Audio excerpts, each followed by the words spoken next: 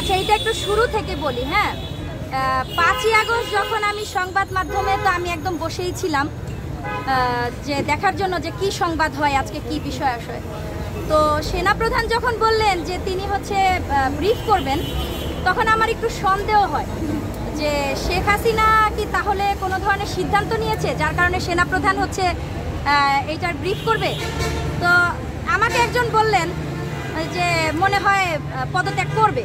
তা আমি এটা বিশ্বাস করতে পারছিলাম না, কারণ আপনারা জানেন যে এই ফ্যাসিস্ট সরকার এমনভাবে ক্ষমতায় ছিলেন, মানে আমি আসলেও বিশ্বাস করতে পারিনি। এবং যখন সংবাদ মাধ্যমের নিউজ দিয়ে সংবাদটা প্রচার হচ্ছে যে শেখ হাসিনা পদত্যাগ করেছেন, তিনি ভারতে পলায়ন করেছেন, আমি এটা বিশ্বাস করতে পারছিলাম না। 5-10 মিনিট আমি ওই নিউজটা বারবার দেখছিলাম। তো সেই সময়ে যেই কাজগুলো হয়েছে সেগুলো নিয়ে আমি আর খুব বেশি কথা বলতে চাই না, সেগুলো আমরা সবাই জানি। কিন্তু বর্তমানে যে আপনি যে বললেন, এবং আমিও বললাম যে ওবায়দুল কাদেরকে ধরা হয়নি, মাঝখানে আমি একটু শুনলাম যে ওবায়দুল কাদের এবং স্বরাষ্ট্রমন্ত্রী এরা নাকি পালিয়ে গেছে। পালিয়ে যেতে সাহায্য করলো কারা?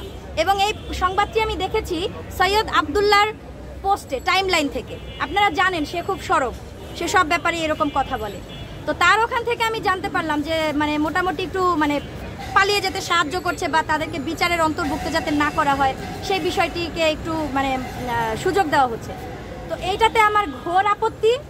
আমি খুব বেশি কিছু এই ব্যাপারে বলতে পারবো না, যেহেতু রাজনৈতিক অনেক ব্যাপার আসলে ভিতরগত অনেক কিছু থাকে যেটা আমি হয়তো অত ভালো জানি না সাধারণ নাগরিক হিসেবে। তবে আমি বলবো যে সুষ্ঠু একটি বিচার কিন্তু সবার এই দেশে হওয়া উচিত। যাদের ধরা হয়েছে তাদেরও হওয়া উচিত, যারা এখনো ধরাছোঁয়ার বাইরে আছে তাদেরকে ধরে এনে করা উচিত, এবং সর্বোপরি যেই শেখ হাসিনা পালিয়ে গেছে তাকেও এই বাংলাদেশে ফিরিয়ে এনে তারও সুষ্ঠু বিচার করা উচিত। আচ্ছা, আপনার পরিচয়টা একটু দেন। আওয়ামী লীগের আমলেও আপনি দাঁড়িয়েছেন আপনার দাবি দাবা নিয়ে, এই তত্ত্বাবধায়ক সরকার এই আমলেও আপনি দাঁড়াচ্ছেন দাবি দাবা। তাহলে কি আপনার মনে হয় যে আওয়ামী লীগের আমাদের যে শাসন ব্যবস্থা ছিল আর বর্তমানে যে শাসন ব্যবস্থা আছে দুইটা এখন সেম আছে, কোনো পরিবর্তন হয়নি? না না, পরিবর্তন তো হয়েছে, সেম নাই। কিন্তু আমার সাহস বেশি ছিল বিধায় তখন আমাকে অনেকেই মানা করেছে যে তুমি যে সরকারের বিরুদ্ধে যাচ্ছ। যেমন আমি যখন আমার থানায় যখন আমি অনুমতি আনতে গিয়েছিলাম, পুলিশ কমিশনারের অফিসে যখন আমি অনুমতি আনতে গিয়েছিলাম যে স্যার আমি একটা মানববন্ধন করতে চাই দ্রব্যমূল্যের ঊর্ধ্বগতি নিয়ে, তখন আমাকে পুলিশ কমিশনার আমার সেই চিঠি ধরেও দেখেনি, আমাকে অনুমতিই দিবে না।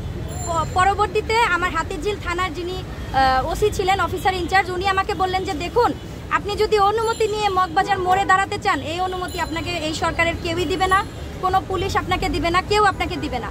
আপনি একটা কাজ করেন, সাধারণ নাগরিক হিসেবে তো আপনি প্রেস ক্লাবের সামনে যে বা শাহবাগে কথা বলতেই পারেন, আপনি ওখানে চলে যান। তখন কিন্তু আমি এরকমই, আমি একাই দাঁড়িয়েছিলাম, পরে আমার সাথে আবার 6 জন যুক্ত হয়েছিল, আমরা মোট 7 জন হচ্ছে মানববন্ধন করেছিলাম। তো সেই 2022-এ যখন আমি দাঁড়িয়েছিলাম সেটা একান্তই আমার সাহসের থেকে।